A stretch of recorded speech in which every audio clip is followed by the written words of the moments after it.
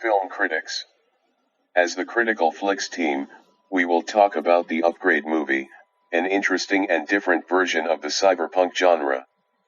The Australian-made sci-fi thriller Upgrade film Leigh Whannell's directed film does not meet expectations.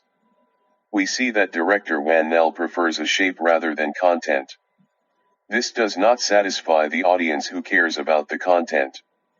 It starts with a stereotypical subject, the story of the unusual revenge of a man whose wife was attacked, and continues with the same stereotyped and boring style. While watching the movie, I suggest you fast forward and skip some scenes from 10 to 20 seconds. After all, time is important to everyone. While there are other great examples of the sci-fi thriller genre, it's not possible to count the Upgrade movie from them. The only lucky part of the movie, since there are not many films made during the pandemic period, film lovers are forced to watch the list. The film's budget is $5 million.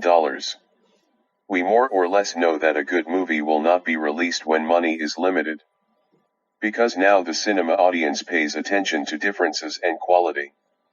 Since a lot of money is not spent on the film, it does not require a simple and mediocre production. If we talk a little about the subject of the movie, we are in a world where semi-robotic half-people live, smart machines are dominant, and there are high-level technical structures in every corner. Despite all these technological opportunities, some people continue their lives without breaking the traditional human culture line. In this environment, we have a hero who abstracts himself from technology. Although Gray tries to stay away from technology, he doesn't care about his wife's position in the tech company and contradicts Ash's technology perspective.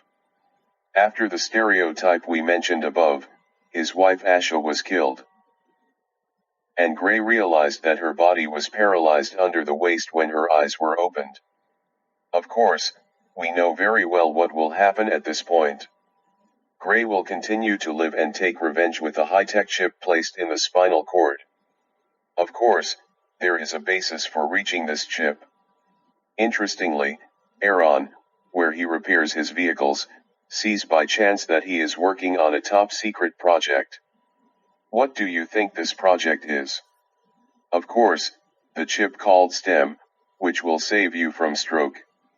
We will later learn that this artificial intelligence-like chip is called STEAM and has a secret plan to place itself on a body. When we watch the movie to this point, the movie Venom comes to mind.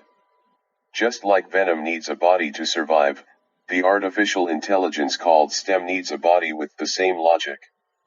So you have this technological power, why do you need a human body? If you want to rule the world, connect to a computer and do whatever you want to do. Critical notes, for those who are technophobic and technocratic, stay away from this movie. The person you think is Tom Hardy in the movie is actually actor Logan Marsh. If you like Exo Mesh films, we can recommend it.